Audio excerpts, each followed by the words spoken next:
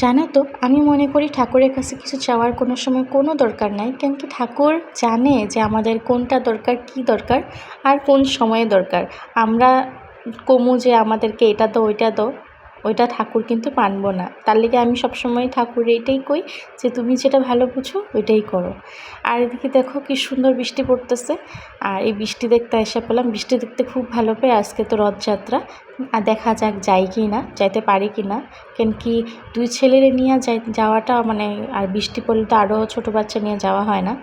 তো এদিকে দেখো রান্নাঘরে এসে পড়লাম। সকালে কিন্তু বুটের তরকারি বানিয়েছিলাম হলো পাতলা করে, আমি আর দেবিয়াংশ খামু। তার লিগে কোনো মশলা দিই নাই, খালি একটু একটা টমেটো আলু দিছি, ওইটা বানাইছি। আর দেবিয়াংশটা কইলাম একটু বাবুরে দেখ, বাবুর খাওয়াটা বানাই আমি।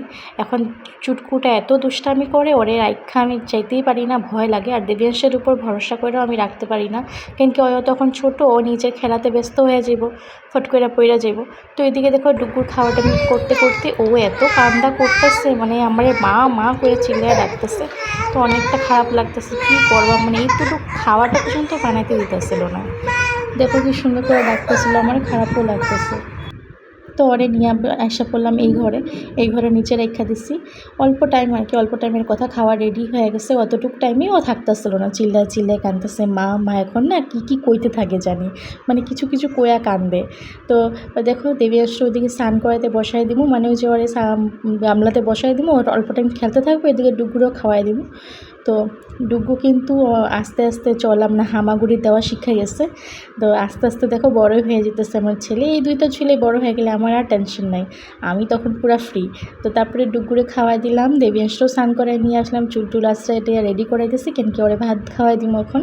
সকালে তো যে অল্প হরলিক্স খাইছিল, বিস্কুট খাইছিল, এখন একটু ভাতটা খাওয়াই দিই, ঘিও দিয়ে দিচ্ছি অল্প। ঘি দিলে না অনেক টেস্ট লাগে খাইতে গরম ভাতের মধ্যে।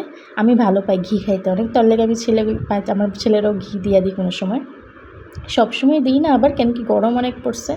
আর চুটকুটার খাওয়ার প্রতি এত ইন্টারেস্ট, মানে নিজের খাওয়ার প্রতি ইন্টারেস্ট নাই, কিন্তু ওই যে দাদার খাওয়া দেখলেই বা কোনো কিছু খাওয়া দেখলে ও খাইতে চায়।